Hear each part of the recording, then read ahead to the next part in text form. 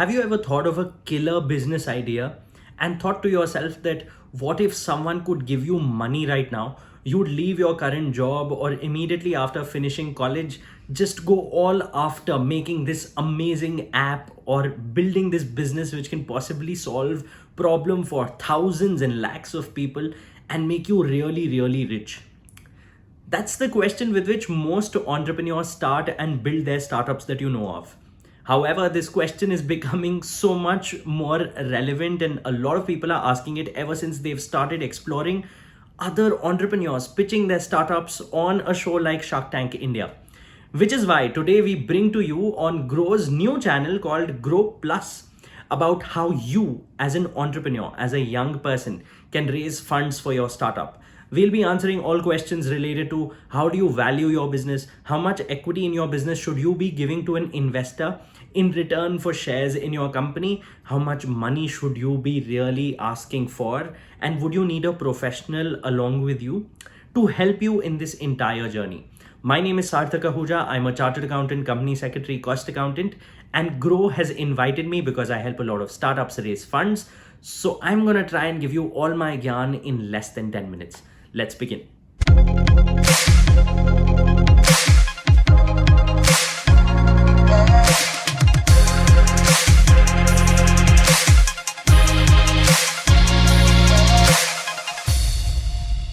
You know, a lot of people start a new business and start calling it a startup. However, it's important to understand the difference between a small business and a startup. There is one.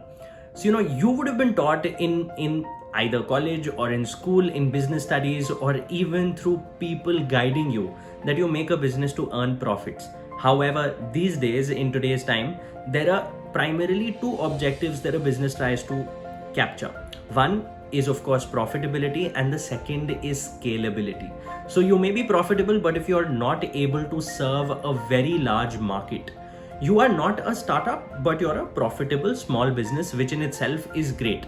However, to be called a startup, you need certain features checked off in your business model. The first one being tech enablement. You should be able to use technology to be able to scale your business very rapidly and not just serve, say, thousands of customers who are in your vicinity, but millions through technology, through mobile phones, through websites, and possibly touch millions and millions of lives. That's when you use technology to achieve scale, is when your business model is called a startup. And only then are investors such as angel investors, venture capital funds are actually interested in investing in you, because then it becomes an investable business. However, if you're a small business and you're not really thinking of scaling up very rapidly through technology, then the funding options for you are limited to either putting in your own money, which is called bootstrapping, or taking money in the form of debt, which you could take from your friends and family, or approach a banker, offer some kind of security or collateral, and against that take some money which you could use in business. The amount of funding you require normally depends on the stage of your startup. You'd have heard that XYZ startup raised a Series A round or a Series B round or probably a seed round. What is the meaning of all these rounds? It's not just sequential naming. These names actually relate to the stage of the startup in terms of the business model, and also define how much money they can really raise. So if we were to correlate both these things, I tell you that at the pre-seed stage, you're basically toiling with the idea and you need money to build an MVP, which is a minimum viable product. At this stage, most startups normally put their own money, where the founders put in their savings to build the MVP, or seek money from their friends and family. That's their first source of equity capital, or not debt.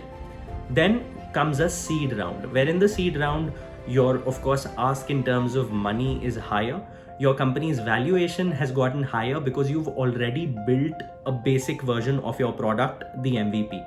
At the seed stage, when you're raising money to acquire more users. The first time users who will come use your platform, test it out, and will give you the opportunity to, recommend changes and improvements in your app. So at the seed stage, you improve on your product by spending money on tech enablement. You hire the first few people who help you build the product, and your focus is on acquiring first-time users. After the seed stage comes Series A, where you've refined your product, you've got some early users. Now is the time to try and monetize your product or your app and try and see if you can make money out of it.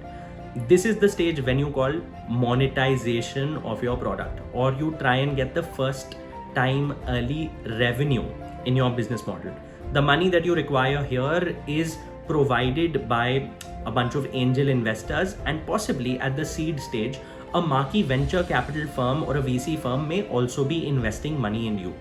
After that comes Series B, where you've built your product, you've acquired users, you've gotten your early revenue. At Series B, you raise again an even higher amount at a much higher valuation, so that you can raise that money and use it to hire better people, so that you have a robust team which can then work towards marketing, getting more users, getting more revenues, and then Series C and so on and so forth to keep scaling up the startup.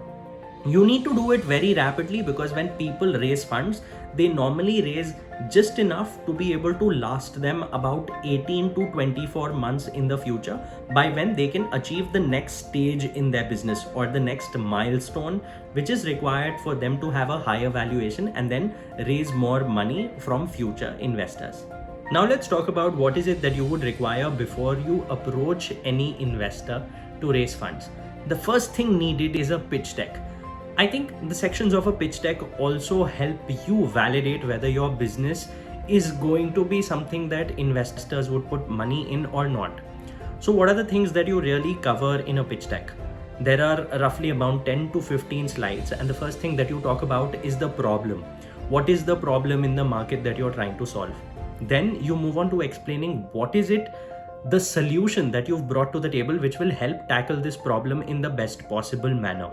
You also talk about how your solution is novel and is something which is very unique and tech enabled, something that not a lot of other players have been able to do successfully in the market so far. Then comes a very important slide where you do market sizing, or you try to explain to investors through this slide that what is the size of the market, what is the total addressable market, what is the serviceable addressable market, what is the serviceable obtainable market. These concepts are called TAM, SAM and SOM. Essentially what you're trying to tell an investor is that if I'm solving a problem, this actually impacts say 1 in every 4 people in India.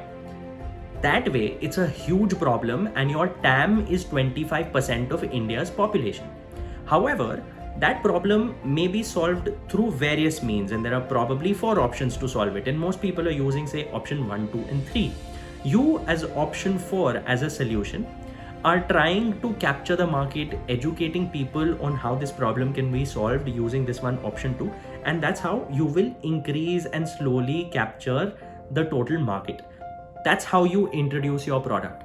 Then you talk about the go-to-market strategy, which is right with the first amount of money that you get in and your product is ready, which is the first target market or target customer you will go after.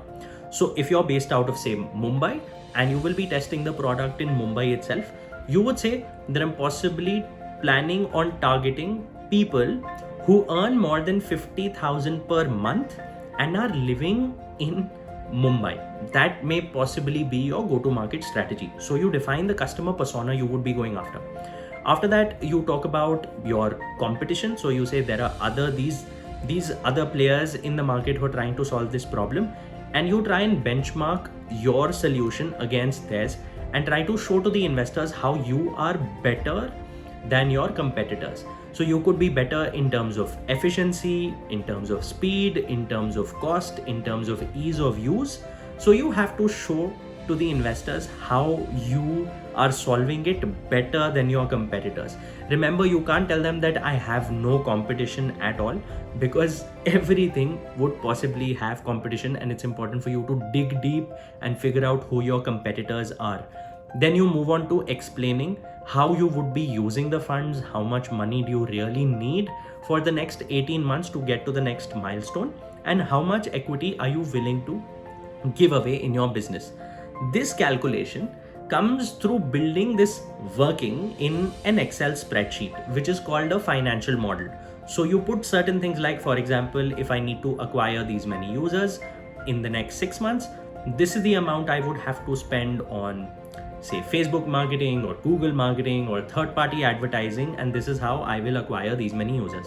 To serve these users, these are the various costs I'll have to incur, which would include, say, tech development costs, marketing costs, certain other overheads and fixed charges for running the business. And you give the investors a full detail of how you plan on using the funds in the next 1 year or 18 months or 24 months. And then of course you come to a valuation, which we will talk about very, very soon. You might need some professional help of an accountant or an experienced entrepreneur friend who can help you with the process of developing a pitch deck and a financial model. There are enough resources available online for free if you Google them, which will give you enough guidance in building these documents.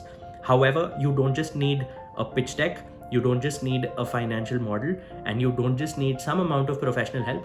What you also need is a lot of hope. Because when you go and start pitching to investors, it's not like the first or second or third investor that you pitch to will be interested in your idea and put in money. You might have to make at least 25-30 pitches to get to a point where an investor sees value in what you're creating. And to do that, you have to pitch to multiple people, and with feedback you get from each investor after making a pitch, you have to work on improving your pitch deck or your financial model. The next natural question is, how do you value your startup when you go to an investor? So the most common method used for startup valuation is the transaction comparables method.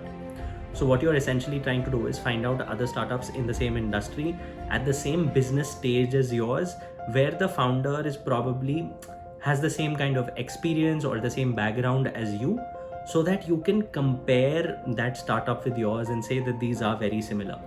Then you try and find out information on recently at what valuation has this comparable startup raised money. That is comparing transactions, which is why you call it the transaction comparable method. So if this startup has raised 1 crore rupees at a 10 crore valuation, you yourself can then understand that you would also possibly get something in the same range. Of course, there would be adjustments with respect to certain factors, like their market size is bigger, so they could probably command a higher valuation, or that founder comes with some elite background information which is very sought after, because of which possibly he may get a higher valuation. But remember that all of these adjustments are dependent on negotiation with the investor and how much value they see in what you're creating. So if you're creating something of value and they see through your perseverance, your passion, even you deserve a higher valuation, and there should be no thought stopping you to say that I'm not an IIT guy or I'm not an IIM guy, so why will someone invest money in me? If your perseverance and passion shows through, every investor can possibly be willing to invest in you. So please don't doubt yourself and keep your hopes high, because along with business reasoning, market sizing, financial models, pitch deck, what is extremely important and possibly most important is the conviction of the founder in their idea, in being able to make a difference in society. So you should never compromise on that one thing. And with that, we've come towards the end of this video. However, let me also tell you that on Groww's main channel, we talk about investing from a financial perspective. However, on Groww Plus, we talk about investing in your career, in your entrepreneurial journey, in your personality, in your mental capabilities, ensuring that you not just grow your money, but you grow yourself in all possible arenas of your personality. With that, this is me, Sarthak Ahuja, signing off. See you again very soon. Don't forget to like this video and subscribe to Groww Plus's this channel.